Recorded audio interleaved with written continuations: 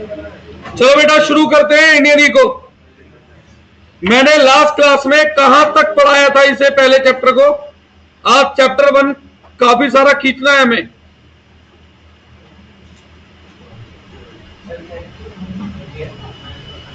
हाँ जी, अब बात करते हैं। ये तो मैंने पढ़ा दिया था भाई, डिक्लाइन ऑफ डी इंडस्ट्रियलाइजेशन या डिक्लाइन ऑफ हैंडीक्राफ्ट इंडस्ट्री वगैरह। फॉरेन ट्रेड,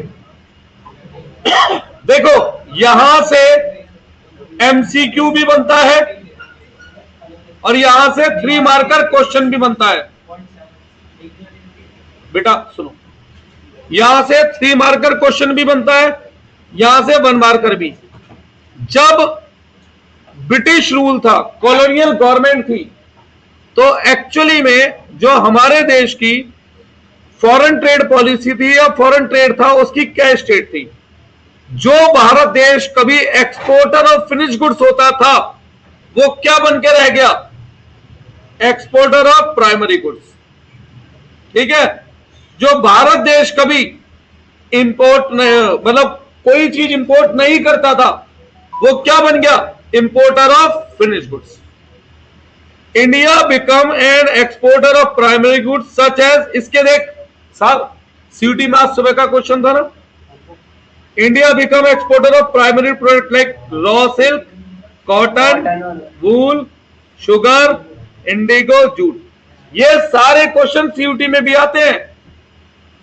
तो आपके 12th के साथ अगर कर लो 1 मार्कर के लिए तो क्या बुराई है बेटा? सही है। और इंपोर्टर बन गया था फिनिश गुड्स का। ये प्लानिंग कमीशन प्राइम मिनिस्टर होता? नहीं, प्राइम मिनिस्टर नहीं होता, planning commission. Chairperson of the, who was the chairperson of the planning commission of India? इसके अंदर वो नाम था, नाम बता क्या कहते हैं? नाम नहीं है, president, finance minister, governor of RBI, prime minister. फिर prime minister. Monopoly control of British rule. अब देखो दूसरा, ब्रिटेन क्या चाहता था कि किस देश का माल बिके? ब्रिटेन का। तो क्या वो चाहेगा भारत किसी और देश से कुछ माल इंपोर्ट करे? ब्रिटेन क्या चाहेगा कि भारत का रॉ मटेरियल का इस्तेमाल कौन करे? तो क्या ब्रिटेन चाहेगा कि भारत अपना रॉ मटेरियल किसी और देश को बेचे? तो ब्रिटेन ने कुछ ऐसी पॉलिसी बनाई कि अगर भारत 100 रुपए का फॉरेन ट्रेड करता है तो 60-70 रुपए का फॉरेन ट्रेड केवल ब्रिटेन से और बाकी पूरी दुनिया से।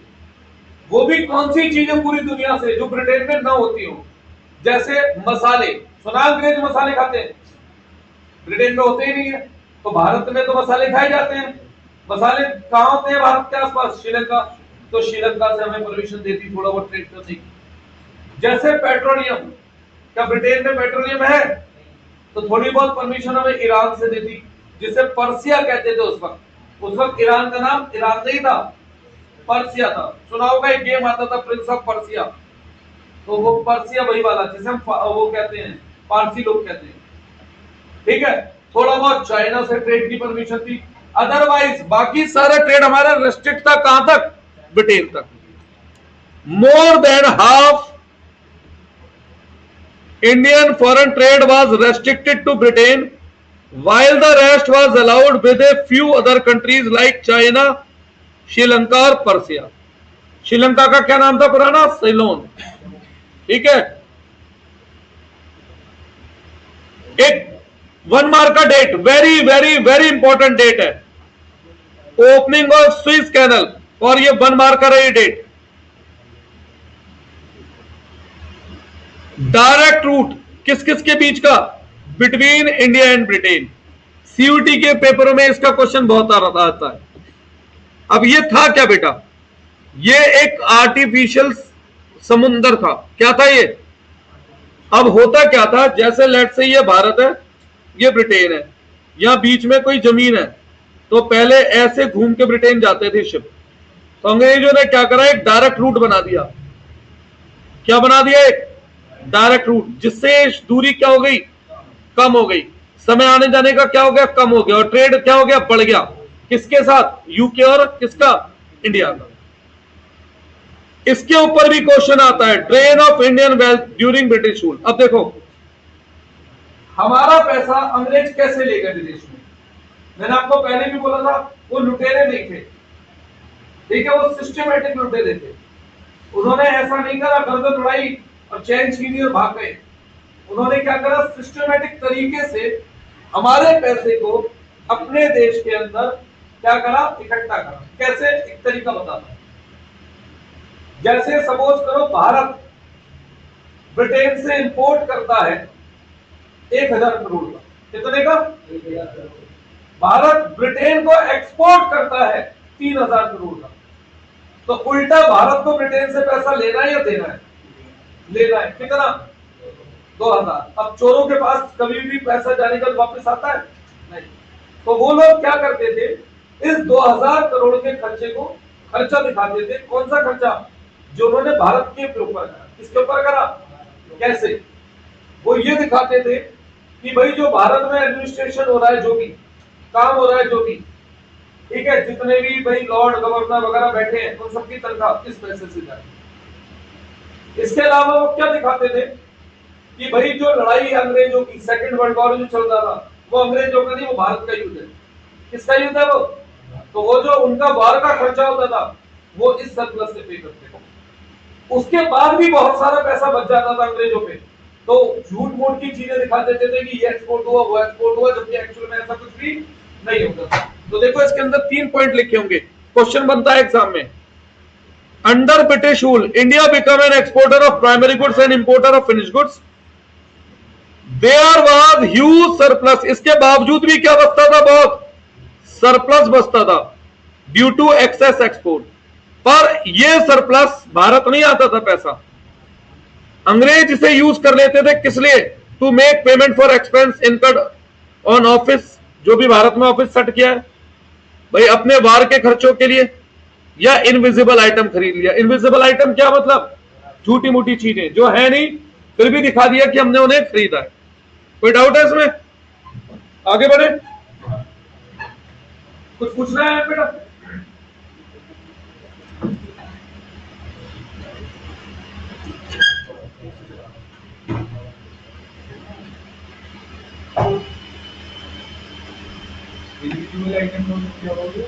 इनविजिबल मतलब फ्रॉड, मतलब ऐसी कुछ भी लिख दिया हमने खरीदा है, होता कुछ नहीं था वो। अब देखो स्विस कैनल दिख रहा है आपको, ये पहले रास्ता, जब स्विस कैनल ये वाली है, जब स्विस कैनल नहीं थी तो कितना लंबा रास्ता होता होगा, है ना? और स्विस कैनल ने इस रास्ते को क्या कर दिया? बहुत शॉर्ट कर दिया। अब इसमें से एक क्वेश्चन और बनता है, स्विस कैनल कहां से कहां गई थी? इजिप्ट। कहां से निकाली गई थी? यह 1 मार्कर क्वेश्चन बहुत पूछा जाता है सीयूटी में भी। स्विस कैनल कहां से निकाली गई थी? इजिप्ट। और डेट में बता ही चुका हूं, 1869। ठीक है, हाँ जी बोलो। कंज्यूमर डिमांड, नेशनल इनकम, जो कंज्यूमर डिमांड। अच्छा, इसने दूरी कितनी कम कर दी थी?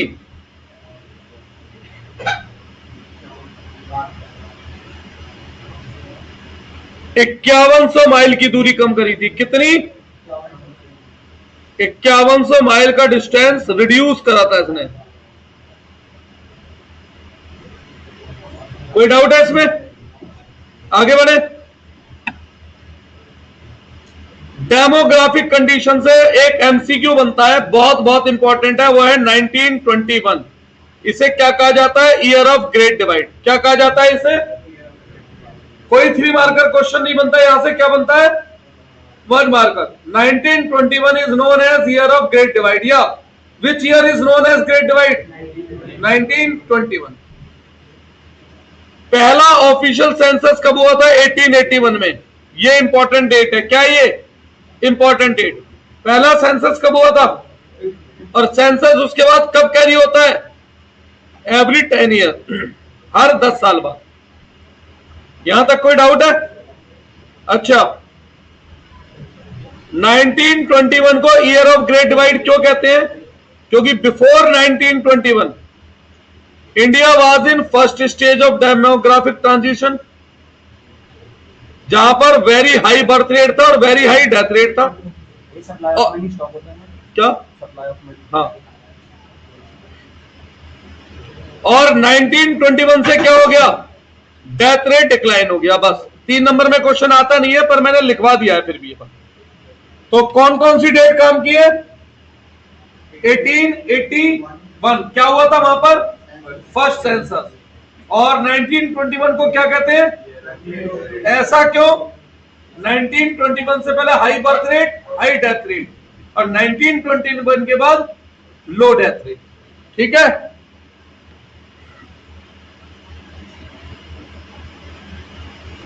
ये जो क्वेश्चन नहीं आया वो क्या करूं?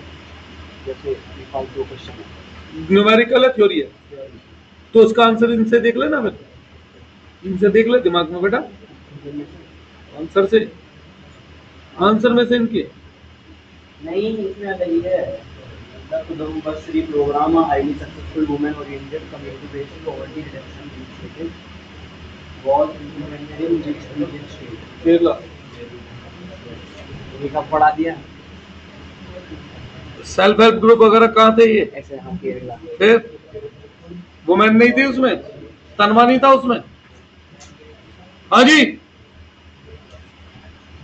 ये 3 मार्कर के लिए कोई भी नहीं है इसमें से। और सच बात बताऊं, मेरे हिसाब से क्वेश्चन भी कम आने के चांस होते हैं, पर पढ़ाना तो सब है इसलिए मैं पढ़ा रहा हूं। बात करते हैं डेमोग्राफिक कंडीशन। पहली बात तो आप डेमोग्राफिक कंडीशन से क्या मतलब समझते हैं? Demographic condition is just like living standard, कि हमारा जीवन स्तर कैसा है। भाई हेल्दी है, अनहेल्दी है, पढ़े लिखे हैं, अनपढ़ हैं, लाइफ लंबी जीते हैं, छोटी जीते हैं, ठीक है। इन सभी चीजों को क्या कहा गया बेटा? Demographic condition. देखो लिखवा रहा हूं, पढ़ा रहा हूं, पर जो काम का है वो एक आधी शब्द इसमें वो मैं बता दूंगा। सबसे पहला, अंग्रेजों के समय पर भारत में बहुत सारे बच्चे पैदा होते थे और बहुत सारे लोग मर भी जाते थे, तो हाई डेथ रेट भी था और हाई बर्थ रेट भी था। ठीक है। जो हमारा बर्थ रेट था वो था 48 पर 1000, यानी इस साल 1000 लोग हैं तो अगले साल 48 नए बच्चे पैदा हो जाएंगे, और अगले साल 40 पुराने लोग मर जाएंगे। कितने में से? 1000 में से। इस पे से एमसीक्यू बनता है, लो लिटरेसी रेट। अच्छा ये बताओ, भारत का सबसे ज्यादा पढ़ा लिखा राज्य कौन सा है? केरला। केरला। केरला से कितने डॉक्टर निकलते हैं? डॉक्टर कहां निकलते हैं? नर्स बन के रह जाते हैं, नर्स बन के रह जाते हैं। केरला से कितने इंजीनियर निकलते हैं? केरला से अगर इतना शिक्षित राज्य है तो वो डेवलप्ड नेशन राज्यों में क्यों नहीं आता है? पिछड़े राज्यों में क्यों रह जाता है? आपके हिसाब से केरला ज्यादा अमीर है गुजरात? गुजरात की लिटरेसी रेट तो बहुत कम है, और केरला की इतनी ज्यादा है। केरला के पास पोर्ट वोट उसके पास भी है सब, तो क्यों नहीं केरला मजबूत राज्य बन पाता? रीजन बताऊं? अरे हमारे दिमाग में लिटरेसी रेट को इतना बड़ा शब्द बना के बैठा दिया गया है, जैसे लिटरेसी रेट बढ़ते ही भारत के लोग नहीं तूफान बन जाएंगे। कुछ नहीं होता लिटरेसी का मतलब। यहाँ पे लिटरेसी का मतलब है कि कोई भी इंसान जो एक न्यूज़पेपर पढ़ सके, अपना नाम लिख सके, वो लिटरेट है। बस ये होता है लिटरेसी का मतलब। सही है? तो लिटरेसी का मतलब ये बिल्कुल भी नहीं है हायर एजुकेशन लिए तो वो लिटरेट है। आप में से सबको आता है न्यूज़पेपर पढ़ना, लिखना भी आता है, तो आप सब लिटरेट है। किसी भी भाषा में आता है उससे फर्क नहीं पड़ता। तो केरला में लोगों को इतना आता है कि वो हर आदमी अखबार पढ़ सके, इसलिए वो लिटरेट राज्य है। अखबार पढ़ने से अमीर नहीं हो जाते हैं राज्य। ठीक है, आप सुनो। अब मैंने ये एग्जांपल क्यों दिया कि अगर अखबार पढ़ना आना इतनी बड़ी बात है, तो सोचो अंग्रेजों के समय पे केवल 16% लोग लिटरेट थे, यानी इतने कम पढ़े लिखे लोग थे कि मात्र 16% लोग ऐसे थे जो बेचारे केवल अखबार पढ़ना तक जानते हो। सही है? और वुमेन्स की हालत बहुत ही बुरी थी। कितनी? मात्र 7%। यहां से एमसीक्यू बनता है एग्जाम में, यहां से एमसीक्यू बनता है एग्जाम में। सही है? पुअर हेल्थ फैसिलिटी पढ़ा दे रहा हूं, एग्जाम में कोई क्वेश्चन नहीं आना। मतलब भाई इतनी हालत बुरी थी कि पीने के लिए साफ पानी तक नहीं था। हवा से फैलने वाली बीमारियां जैसे डेंगू वगैरह, डेंगू नहीं उस वक्त हैजा वगैरह, ऐसी बीमारियां बहुत फैलती थी। ठीक है, बहुत लोग मरते थे पुराने जमाने में ऐसी बीमारियों से। इन्फेंट मोर्टेलिटी रेट क्या मतलब समझते हैं आप लोग? जन्म लेने के बाद with in a period of 1 year कितने बच्चे मर जाते हैं? जन्म लेने के बाद with in a period of 1 year कितने बच्चे मर जाते हैं? इसे कहा गया है इन्फेंट मोर्टेलिटी रेट। सही है। अब आपके हिसाब से अंग्रेजों ने भारत में बहुत अच्छे हॉस्पिटल बना रखे होंगे ना, फ्री इलाज कर रखा होगा अंग्रेजों ने, है ना? अंग्रेजों ने हर शहर के अंदर एक हॉस्पिटल भी बनाया होगा। और लोग तो इतने पढ़े लिखे थे भारत के कि डॉक्टर थे ही थे उस वक्त, पढ़ाई था, 16% लिटरेसी रेट। तो अब ऐसे में जब बच्चा जन्म लेता था उसके सर्वाइव होने के चांस, कोई बीमारी हो जाए तो कितने थे? बहुत कम। तो हमारे यहां पर हाई इन्फेंट मोर्टिलिटी रेट था। मतलब कि 1000 बच्चों का जन्म होता था ना अगर, तो 218 बच्चे उन 1000 में से विद इन 1 ईयर, 1 या साल का होने से पहले पहले मर जाया करते थे। और ये इन्फेंट मोर्टिलिटी रेट 33 था 17 में, और अभी भी ये 25 है। कितने में? 2025 में। और ये हाई कहलाएगा बेटा, ये आज भी हाई इन्फेंट मोर्टिलिटी रेट कहलाएगा। अगर 1000 बच्चे पैदा होते हैं उसमें 25 लोग मर जाते हैं, तो ये नाकामयाबी है सरकार की। सही है। लो लाइफ एक्सपेक्टेंसी, अब देखो ये आपको कितनी एज दिख रही है? 32। अब सुनो, पहली बात तो जिस किताब से हम पढ़ रहे हैं, क्या नाम है? संदीप गर्ग। इस किताब के डाटा पे भरोसा कम करना। ये किताब हर साल अपने आप को बदल देती है। किसी किताब में 32 लिखा है, किसी में 33 लिखा है, किसी में 34 लिखा है। इसे खुद को नहीं पता होता, ये हर साल डाटा चेंज कर देती है। हर साल इसको खुद को कंफ्यूजन रहता है डाटा क्या सही है। तो इसमें आप एनसीईआरटी को फॉलो करना। एनसीईआरटी देखना किसी के पास हो तो वहां पे जो डेट लिखी हो हमें उसे फॉलो करना। सही है। ये 34 मैंने से अंडरलाइन किया। दूसरी बात, तेरी में क्या लिखा है? 40। बुक कौन सी है?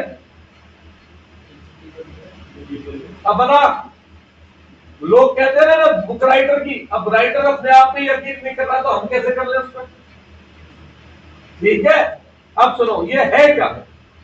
अक्सर हमने सुना है पुराने जमाने में लोगों की उम्र ज्यादा लंबी होती थी। अरे भैया पता नहीं कौन से लोगों की होती थी। अंग्रेजों के जमाने में तो हमारे देश के लोगों की एवरेज आयु 34-35 साल होती थी। ना मैं 32 बोल रहा हूँ ना 41, मैं तो एक आइडिया दे रहा हूँ, 34-35 साल। ठीक है, यानी कि एक आदमी औसतन 34 से 35 साल जिंदा रहता था। बाकी तो उसका खून इतना चूस लिया जाता था कि वो जिंदा रहने की लायक ही नहीं। ठीक है, लो लाइफ एक्सपेक्टेंसी। फिर जब हेल्थ के वो नहीं है, हमारे पास पीने का पानी नहीं है, हेल्थ की सुविधा नहीं है, खाने के लिए भोजन नहीं है, अरे कहां से लंबा जीवन जी लेते यार लोग। ठीक है, ऊपर से रहे सही कसर अंग्रेज मजदूरी करवा के पूरी कर लेते थे, है ना? वो देखिए पिक्चर कुली, उसमें दिखाते हैं ना वो मजदूरों का खून चूस के निकाल रहे होते हैं इंजेक्शनों से। भैया मॉनिटरी सिस्टम क्या होता है? मॉनिटरी सिस्टम आरबीआई को कहते हैं मॉनिटरी सिस्टम। इसमें मतलब गुड्स एंड सर्विस ट्रेड होते हैं, goods and service barter system, monetary goods system. Trade को हम कहेंगे मॉनिटरी सिस्टम, नहीं ecosystem. The system wherein trade can be carried out through the exchange of goods and services is called barter system. उसे तो barter ही कहेंगे ना। Goods भी है ना इसमें, गुड सिस्टम। तो गुड सिस्टम कुछ नहीं होता, बार्टर होता है। गरीबी बड़े व्यापक स्तर पे फैली हुई थी। ठीक है, तो देखो सच बात बताओ, इसमें से अगर आएगा तो एमसीक्यू आएगा कोई, इसमें से कोई 3 मार्कर क्वेश्चन का दूर से दूर तक कोई अस्तित्व नहीं है। अब आते हैं ऑक्यूपेशनल स्ट्रक्चर, इससे भी 1 मार्कर बनता है। देखो 3 तरीके के सेक्टर होते हैं, प्राइमरी, सेकेंडरी और टर्चरी। कुछ लोग टेरिटरी बोलते हैं, कुछ टर्चरी बोलते हैं। बता देना भैया क्या शब्द है, मैं तो मतलब बताता हूं। प्राइमरी सेक्टर किसे कहते हैं आपके हिसाब से?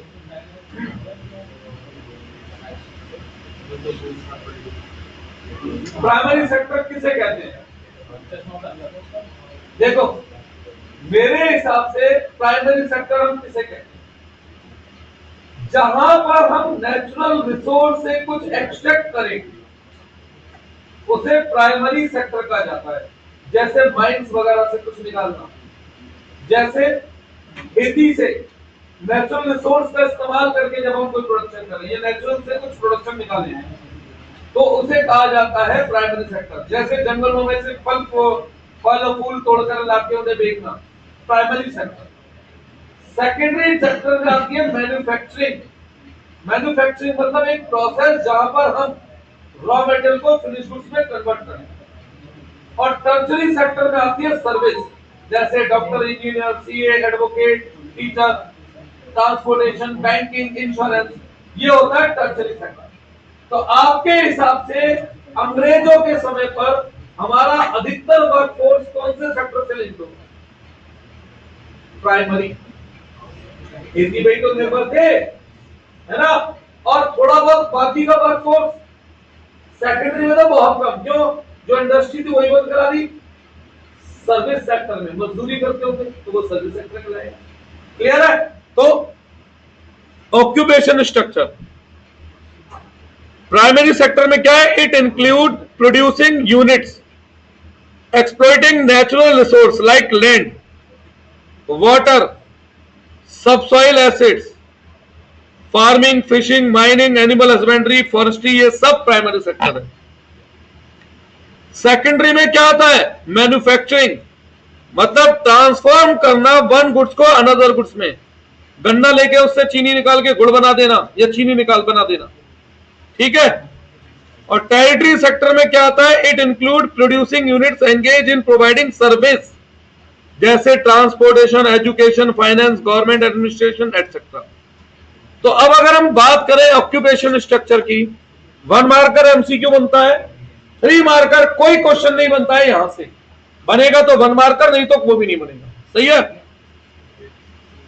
प्रीडोमिनेंस ऑफ प्राइमरी ऑक्यूपेशन, मतलब भारत में 70-75% लोग किसमें इन्वॉल्व थे?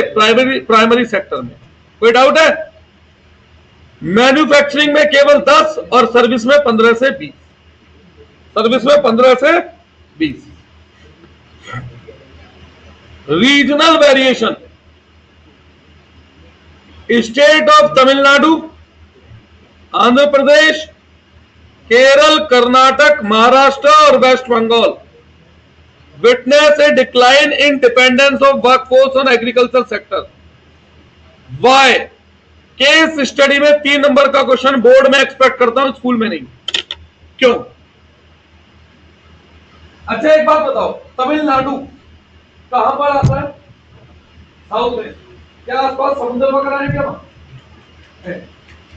आंध्र प्रदेश में है, केरल में है, कर्नाटक में है, महाराष्ट्र में है, वेस्ट बंगाल में है। कॉमन चीज, ये सब वो क्षेत्र है जो समुद्र तट से जुड़े हुए क्षेत्र है। तो बेटा यहाँ पर कोस्टल एरिया है, यहाँ पर शिप वगैरह पे काम होता है, तो यानी यहाँ पर लोगों के पास एग्रीकल्चर के अलावा और भी रोजगार के अवसर हैं।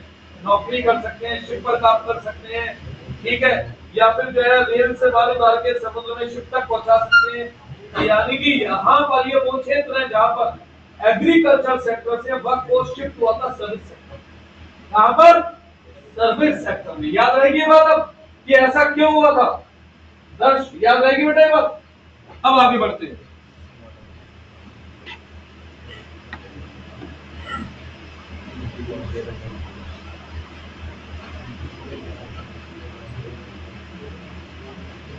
मद्रास प्रेसिडेंसी छोड़ो, ये नहीं है हमारे काम का। और कुछ ऐसी जगह है जहां पर वर्कफोर्स एग्रीकल्चर सेक्टर में उल्टा बढ़ गया था।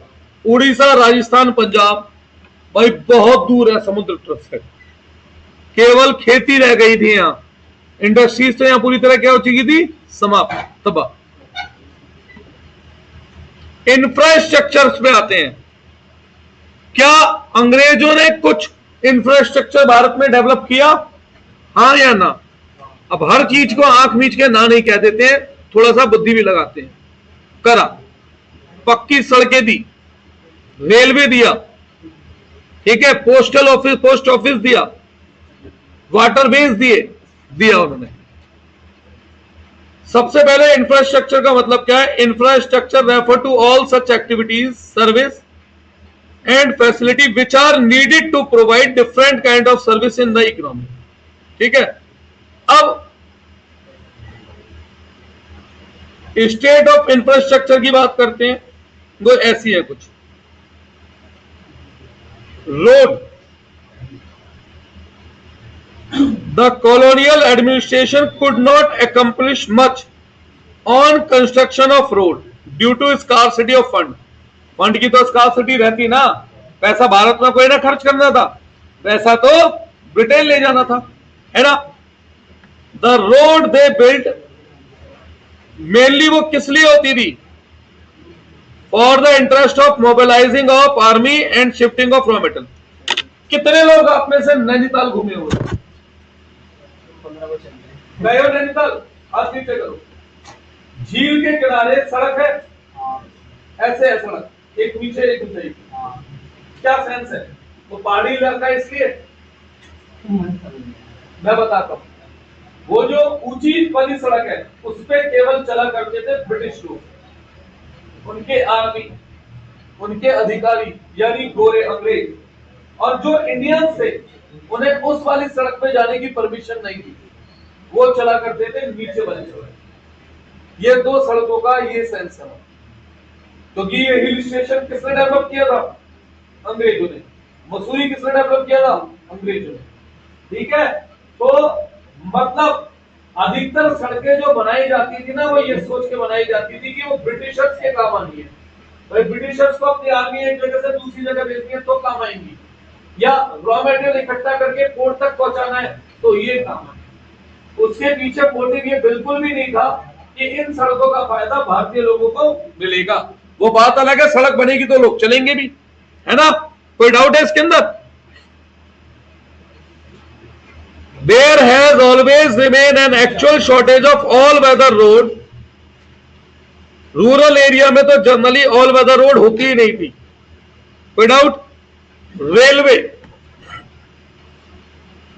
रेलवे से एमसीक्यू बनने के भी चांस है और 3 मार्कर क्वेश्चन के भी चांस है। ये maximum value of investment multiplier infinity होती है इनफिनिट और मिनिमम 1। 0 नहीं होती। तू कुछ 100 करोड़ का कुछ खरीदेगा तो एक जने की तो इनकम बनाएगा ना, वो मिनिमम 1। हाँ जी, the most important contribution of Britishers rule, introduction of railway in India in 1850। ये एमसीक्यू की डेट है, याद रखिएगा, काम आएगी। किसे इंट्रोड्यूस किया था? देखो यहाँ पे 2 क्वेश्चन बनते हैं। पहली ट्रेन कब चली थी? 1853। और रेलवे कब इंट्रोड्यूस हुई थी? 1850। ये 2 अलग क्वेश्चन है, सही है। बच्चे क्या करते हैं, मिक्स कर जाते हैं। भाई कोई चीज इंट्रोड्यूस करना और उसका इस्तेमाल होना। भाई मैंने नया प्लॉट खरीद के घर बनाना शुरू किया, घर प्रवेश किया, एक बात है, अलग अलग है। फिर रेलवे इंट्रोड्यूस 1850 में हुई, पर पहली ट्रेन कब चली? 1853। ये कौन कौन से शहर के बीच में? मुंबई टू थाने। ये इंपॉर्टेंट एमसीक्यू है, ये इंपॉर्टेंट एमसीक्यू है, याद रखिएगा। बॉम्बे टू थाने कब? 1853। पहली पैसेंजर ट्रेन। ये रावी क्रॉप कौन सी होती है? क्या? रावी क्रॉप। अभी बताता हूं। एक होता है रेनी सीजन के बाद का सीजन, उसे खरीफ कहते हैं, और एक होता है गर्मियों का सीजन, उसे कहते हैं रबी। हाँ, द रेलवे अफेक्ट, रेलवे से भारत को बहुत फायदा हुआ। Railway affected the structure of Indian economy in 2 important way. पहला, railway enable people to undertake long distance travel. अच्छा एक बात ईमानदारी से पूछता हूं, सच सच, बिल्कुल सच, 1500 किलोमीटर की दूरी पे मुझे जाना हो, अपनी कार, वोल्वो बस या ट्रेन? आपके हिसाब से most comfortable mode of transport क्या है? सीरियस? हाँ या ना? ठीक है, तो रेलवे ने लंबी दूरी को आसान बनाया। और पहले तो बेटा कार और बस तो होती नहीं थी, पहले तो तांगे और में जाया जाता था, उनसे तो कहीं आसान था रेलवे का सफर। हाँ नहीं था बेटा, है ना? It broke geographical and cultural barrier.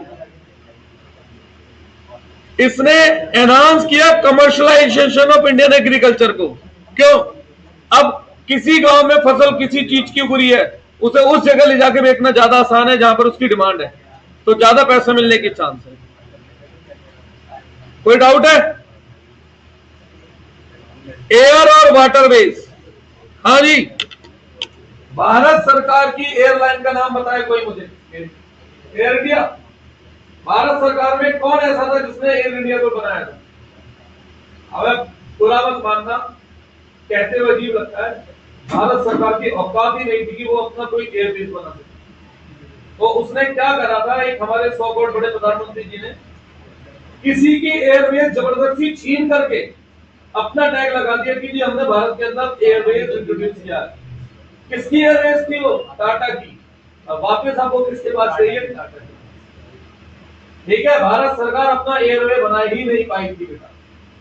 तो ये जो एयरवे था, ठीक है, वो किसका था? टाटा का था। इसलिए ये मैंने ऐसे क्यों बोला? टाटा में जनक किसे कहते हैं हम? जमशेद टाटा को, है ना? तो इसलिए बोला, एक क्वेश्चन बनता है, JRD Tata pioneer of Indian aviation. ये अंडरलाइन कर लो 1 मार्कर के लिए। ये jobless growth lead to poverty और अनएम्प्लॉयमेंट। क्या? जॉबलेस ग्रोथ, हाँ, पॉवर्टी और अनएम्प्लॉयमेंट दोनों को। हाँ। अरे अनएम्प्लॉयमेंट और पॉवर्टी का जन्म जन्म का साथ है। जो आदमी एम्प्लॉयड होगा गरीब क्यों होगा? Jobless growth. ठीक है। Air waterways, the British government took major to develop water. ये how much their development was far from satisfactory, मतलब थोड़ा बहुत था। कम्युनिकेशन पे काम किया था इन्होंने, करा था।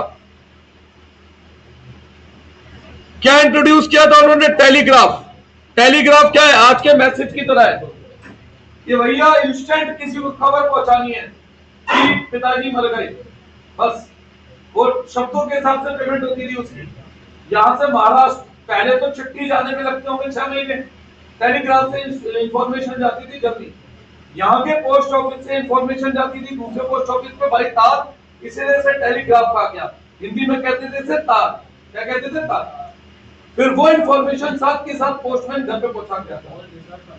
ठीक है, तो टेलीग्राफ अंग्रेज क्यों यूज करते थे? भारत बहुत बड़ा था, इतने बड़े भारत को कंट्रोल करना मुश्किल था। कंट्रोल में आसानी और एकदम से इंफॉर्मेशन पहुंचाई जा सके। ठीक है, ये वाला क्वेश्चन इंपॉर्टेंट लगता है मुझे 3 मार्कर के लिए। अंग्रेजों ने भारत में इंफ्रास्ट्रक्चर क्यों डेवलप किया? अंग्रेजों ने भारत में इंफ्रास्ट्रक्चर क्यों डेवलप किया? रोड क्यों डेवलप की? बताओ। अरे भैया, एक तो अपनी आर्मी इधर से उधर भेज सके, दूसरा भारत का रॉ मटेरियल इकट्ठा करके कहां तक पहुंचा सके? ट्रेन तक, और ट्रेन से पोर्ट तक। सही है?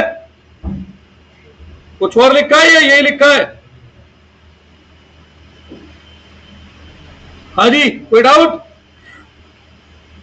रेलवे क्यों इंट्रोड्यूस की? पहला कारण, उन्हें लगता था कि रेलवे इंट्रोड्यूस करने से भारत को कंट्रोल करना आसान हो जाएगा। जैसे इसमें ये दूसरा पैराग्राफ है, वो उन्हें लगता था कि जो भी हमारे पास एक्स्ट्रा फंड है फालतू का, भारत में लगा देते हैं, टिकट के थ्रू पैसे कमाएंगे, अनप्रॉफिट। और तीसरा कि भाई इन्वेस्टमेंट से कुछ प्रॉफिट मिल जाएगा। ये मुख्य कारण थे। अब बोलो। कह रहा हूँ जैसे ये ऊपर पैराग्राफ सारे आएंगे उसमें बहुत ना के बराबर चांस होते हैं, तो ये नहीं आते, सिर्फ लोग पूछते हैं नीचे का। बहुत कम चांस है। सिस्टम ऑफ इलेक्ट्रिक टेलीग्राफ क्यों इंट्रोड्यूस किया? कि भैया लॉ एंड ऑर्डर मेंटेन कर सके। कोई डाउट है?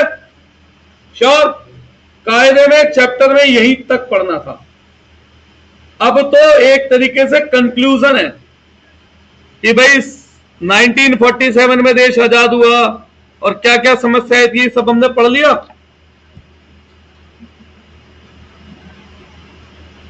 पॉजिटिव कंट्रीब्यूशन, इससे क्वेश्चन बना सकता है।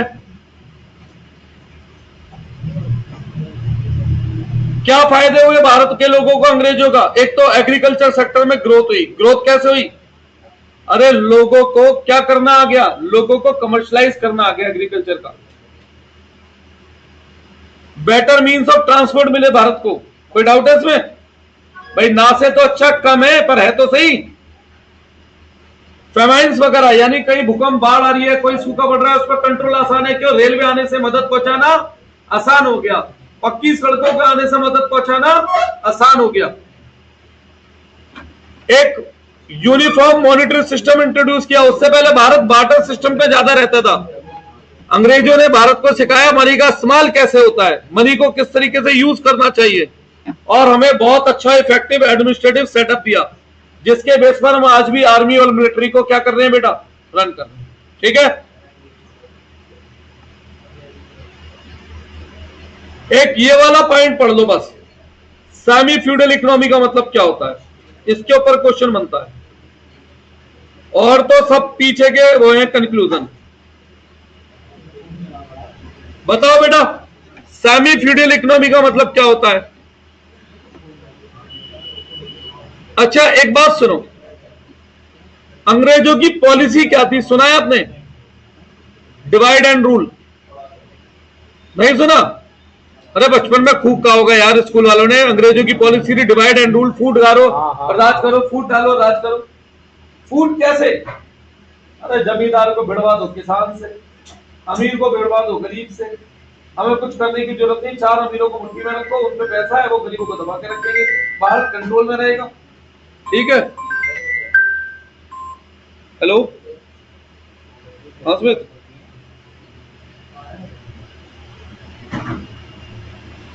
चल तू मेरे पे कर दे, मैं कर दूंगा। हाँ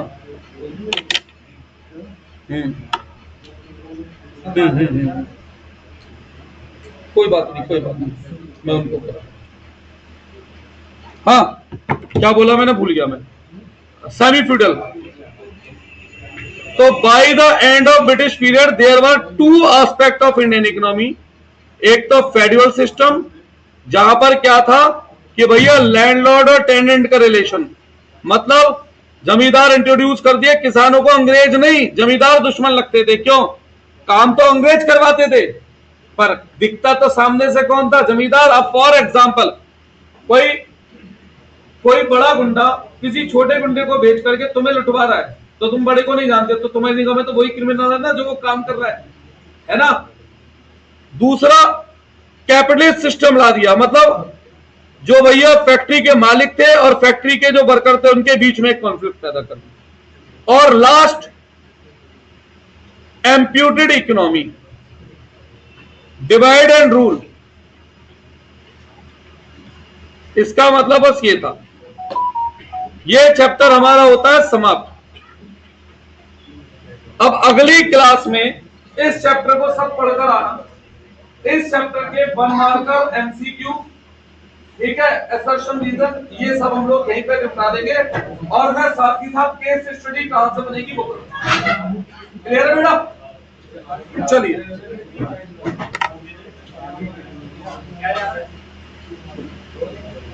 कितने पेपर कर लिया तूने?